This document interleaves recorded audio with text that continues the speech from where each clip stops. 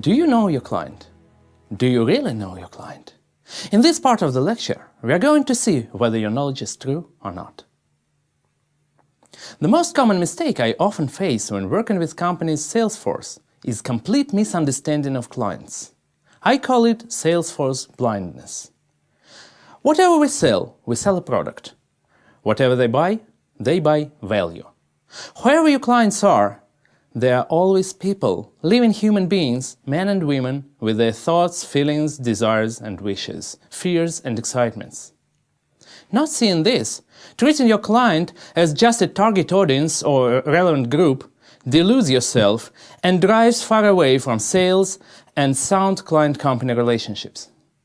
Let me give you an example of this Salesforce blindness.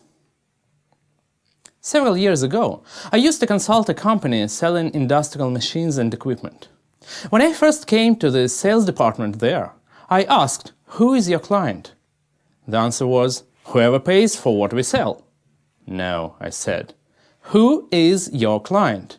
Who do you sell to?" They said, "Large and middle-sized industrial plants." "No," I replied. "Who are you talking to when selling your machines?" Plants do not talk, do not want, do not suffer, do not take decisions. Plants are just legal entities, and legal entities are the most cunning invention of lawyers to take personal profit without personal responsibility. Who are you talking to? What do they do there? What tasks and problems do they have? What benefits do they strive to reach? Who is your client? Now the salesman understood what I was talking about. They said, "Oh, we talk to different people, owners, executives, operations people, finance people, supplies people." That's it. Now you see people. Now you are not blind. Although you sell the same machines, these people tend to buy something completely different. An owner may be interested in return rates and capitalization growth. An executive more often worries about the company's performance and about specific performance indicators. Operations officers are responsible for production volume, quality and maintenance.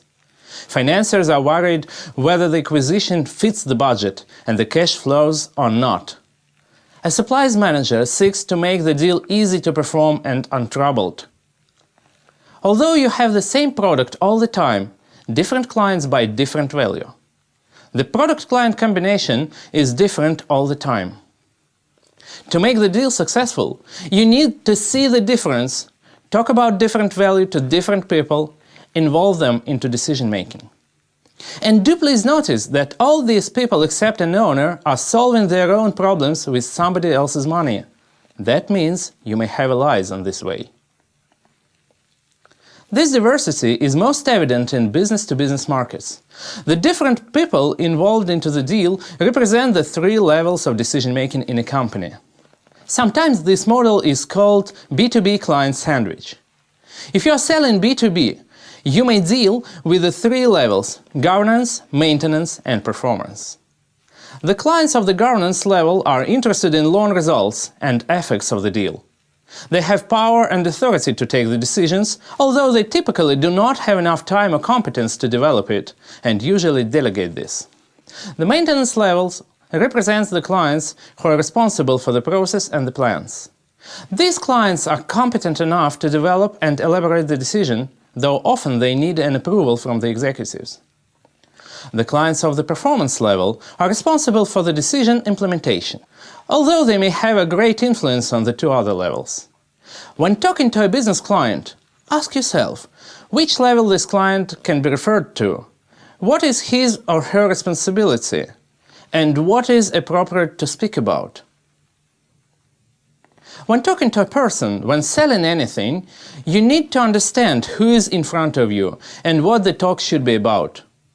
It is truly useful to differentiate between a client and a consumer. A consumer is the one who uses and consumes the product. A client is the one who takes the decision to buy and pays money. Very often it is not the same. The consumers of the machines I told you about were the workers on the plants. They were using them all the time and expressed their opinions on the product and its qualities, though the workers could not typically affect the decision to buy the machines. As it was mentioned, the decision could be taken by an owner, an executive, an operations officer, a financier, or a supplies manager, though they all were not using the machines themselves. Consumers are typically interested in the product itself, while clients are more interested in the deal. When addressing consumers, you need to highlight the pleasure of personal consumption or the convenience of use, the functional utility or applicability, and personal earning or saving opportunities. The value is completely different when you address clients. Make the deal pleasant and convenient. Assist in solving situational or organizational problems. Make the deal acceptable and attractive from the financial point. When the client and the consumer are not the same, it is crucial to understand who is the main influencer there. Let me give you two examples. If, for example, you sell diapers, your consumers are children, but the clients are undoubtedly parents. Who should you address when selling diapers? Definitely the parents. You need to fit their stereotypes of a convenient diaper. The consumers here are usually not asked. Provide a longer period between changes, make the change process quick and easy, and let the parents spare less money on the diapers. But those who sell games for children, for example Pokémons, address primarily the consumers. The sellers make this stuff popular and desirable. Who is going to pay for all this? The parents. They are the clients, and although they may not even like the Pokémons, they are influenced by the consumer's pressure. So, differentiate between consumers and clients, find the influencer, and address him or her properly. However, the situation may be even more complicated when decision is made by a number of people involved. They are all clients, but each of them may play a different role in the process. Let us look at the four major types of clients. The first one is called user. It is the client who is the consumer at the same time. A user knows a lot about the product and the process of use. For a seller, this type of client is the source of information about the due product operational characteristics. Talk to this person about the product and the opportunities it presents. The second one is called decision maker. This one has authority and power to act or support action. The decision maker is focused on the deal conditions. A seller needs to recognize those priorities and design the offer appropriately. Talk to this person about the tasks, problems, solutions, and conditions. The third is influencer. This one neither uses the product personally nor takes the responsibility to decide and conduct the deal. But this is the person who is able to form the opinions of the users and decision makers. Talk to the influencers about their own priorities and visions, understand their motives, and make your offer fit that. Use their ability to influence to support your dialogue with the decision makers and to diminish the reluctance of the users. The fourth one is beneficiary. It is the one who takes benefits from the results of product use and consumption. The beneficiary is ultimately most interested in buying the product. Involving beneficiaries into the negotiations and the deal may support the decision-making process, change the opinions of the deal, and prevent the possible negative issues on further product use. So, there are four types of clients: a user, a decision-maker, an influencer, and a beneficiary. Let us revert to the Vaden's Business School example. Selling corporate education programs, we usually communicate with all four types. We train and develop managers. They are the users of our product.